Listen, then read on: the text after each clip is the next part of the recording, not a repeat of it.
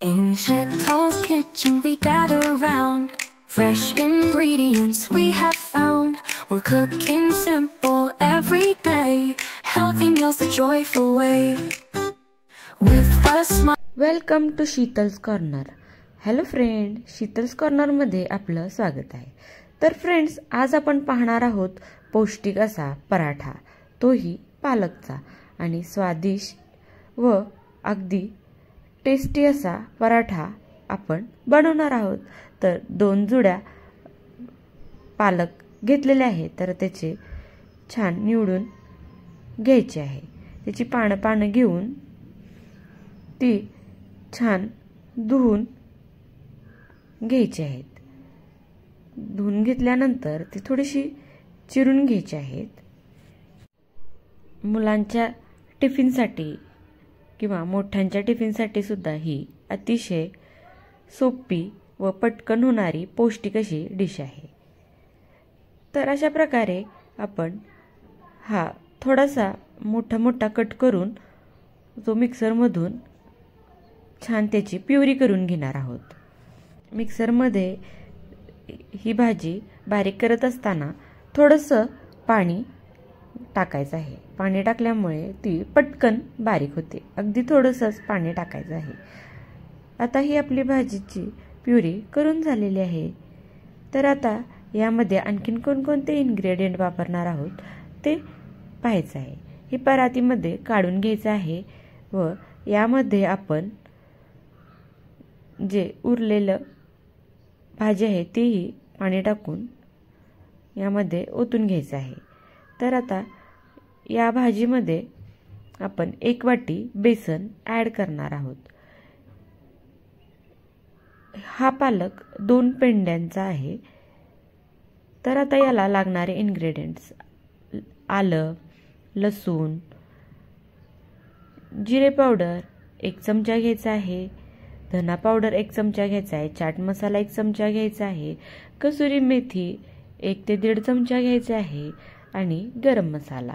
त्याचबरोबर हिरवी मिरची, पुदिना आणि कोथिंबीर घ्यायची आहे व 1 बारीक चिरलेला कांदा घ्यायचा आहे. तर आता हा मसाला यामध्ये टाकायचा आहे.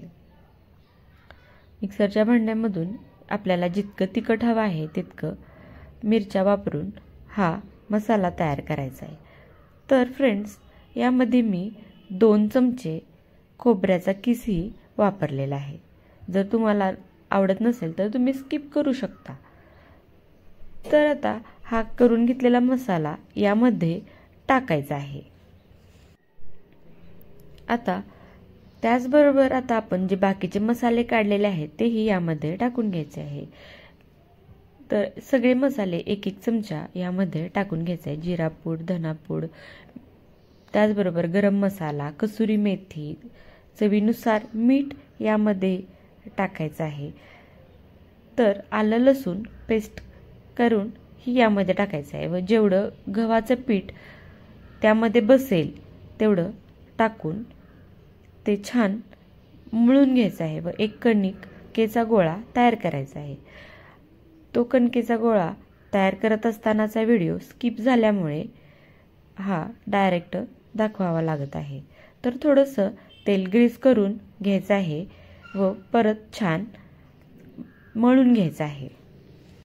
या ठिकाणी फक्त 1 वाटी बेसन वापरलेले, उरलेले सगळे गव्हाचे पीठ वापरून हा गोळा छान तयार करून घेतलेला आहे. याला वरून पाणी अजिबातच घालावं लागत नाही. ते पालकच्या सुटलेल्या पाण्यामधूनच हे छान बॅटर तयार होते. त्यामुळे फार काही अवघड नाही. तर गव्हाचं पीठ घ्यायचं आहे. त्या गव्हाच्या पिठाचा वापर करून आपण छान पराठा लाटून घेणार आहोत. छान गोळा करून घ्यायचा आहे व गव्हाच्या पिठामध्ये बुडवून घ्यायचा आहे व तो लाटायला सुरुवात करायची आहे. तर हा आपला पराठा अगदी चपाती जशी लाटतो त्या पद्धतीने आतूनही त्याला थोडंसं तेल व थोडंसं पीठ लावून घ्यायचं आहे. त्यामुळे आतूनही छान पदर सुटतो व खूप छान मऊ असे पराठे तयार होतात. जर तुम्हाला अशा पद्धतीने न करता डायरेक्ट जर तुम्ही लाटून शेकली तरीही चालू शकते. जसे तुम्हाला आवडेल तसे तुम्ही करू शकता. आणि पराठा हा कोणत्याही आकारामध्ये बनवला तरीही चालतो.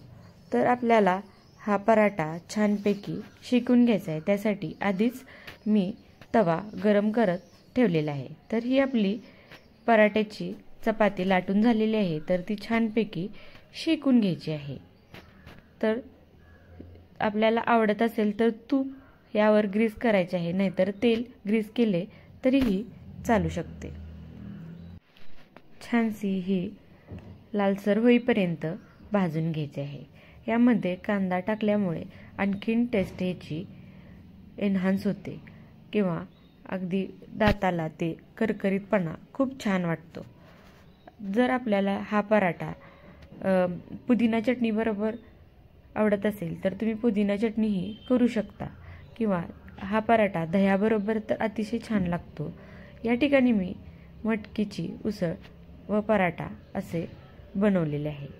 तर अशा प्रकारे बाकीचेही पराठे याच पद्धतीने करून घेतलेले आहेत. तर फ्रेंड्स, तुम्ही अजून माझ्या चॅनलला सबस्क्राईब केले नसेल तर प्लीज सबस्क्राईब करा आणि इतरांनाही शेअर करा, म्हणजे नवनवीन रेसिपीचे अपडेट्स तुम्हाला येत जातील.